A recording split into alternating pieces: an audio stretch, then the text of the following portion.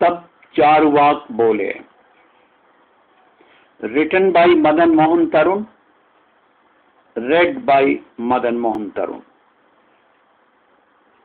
Part 2। यह युद्ध इंद्र की हड्डियों से भी लड़ा जा सकता था।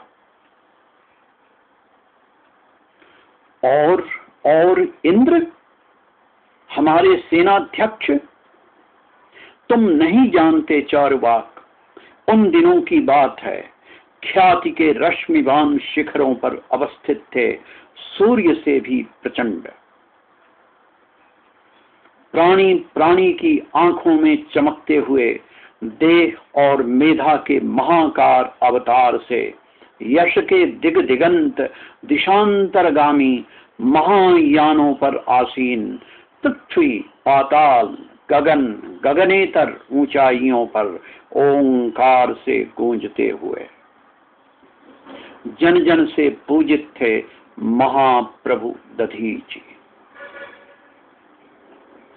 इंद्र लज्जित थे उनकी कीर्ति के निर्बाध विस्तार से। राक्षस का किसी को भी सर्वदा की तरह वध नहीं कर सकते थे।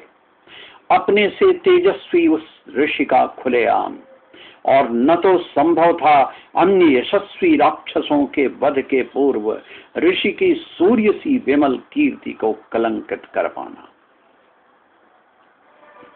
उधर राक्षसराज वृत्र भी हो रहा था चुनौती इंद्र की शक्ति का, ख्याति का, पद का।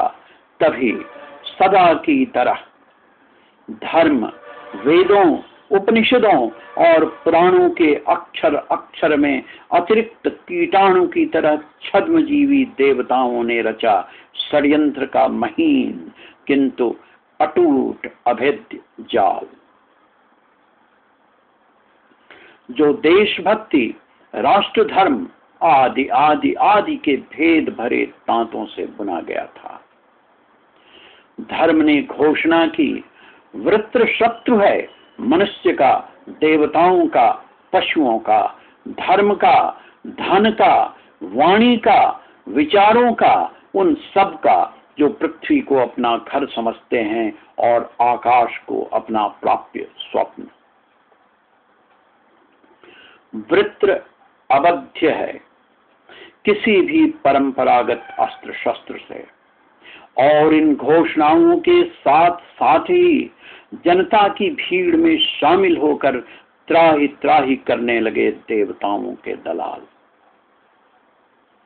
हाहाकार और ऊपर उठा। तब धर्म ने ललाट की रेखाएं और गहरी कर घोषणा की, मरेगा मरेगा वृत्र, परंतु सूर्य से भी भास्वर महर्षि दधीचि की अग्नि सी सर्वदाहक तेजस्वी अस्थियों से ही। फिर उसने अपने चारों ओर शंका से अपलक प्रश्न विकल भीड़ की आंखों को पढ़ते हुए कहा, मानो व्यग्र बेचैन हो घोषणा की, परंतु यह सोचना भी क्रूरता है, पाप ही नहीं महापाप है। सच है कि देश की रक्षा का इससे इतर कोई और मार्ग नहीं। यद्यपि प्राणी प्राणी याचक है महर्षि के सामने अपनी रक्षा के आश्वासन का, किंतु नहीं नहीं, यह नहीं होगा, नहीं होगा यह आत्मघातक क्रूर कर्म, चाहे हम सबों को जलाकर खाक ही क्यों न कर दे वृत्रासुर की अग्नि। न रहे देश, न रहे शेष दानवों देवताओं की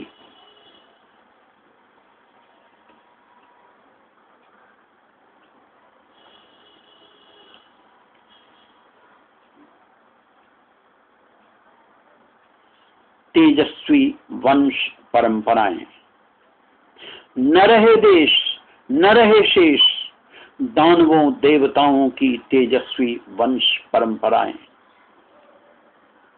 और प्राण प्राण में शंका की आग लगाकर देवताओं का दल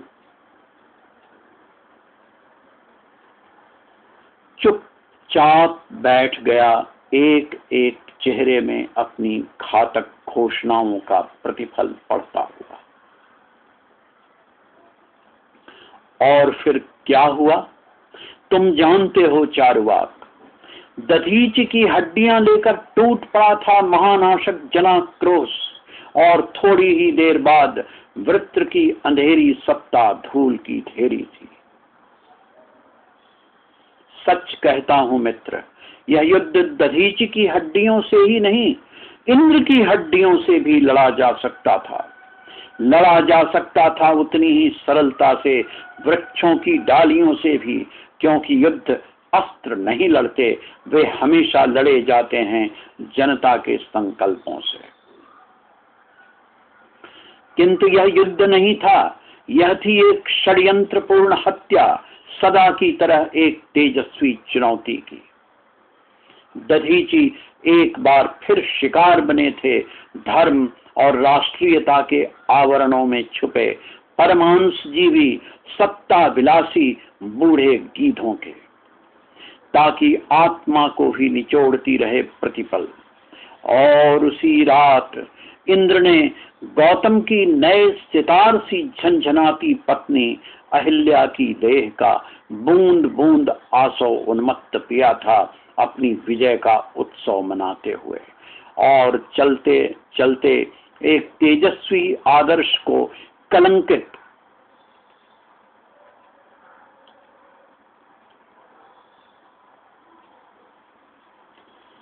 कर गया था सदा की तरह, ताकि मरने की प्रक्रिया देह से होती हुई आत्मा को ही निचोड़ती रहे प्रतिपल।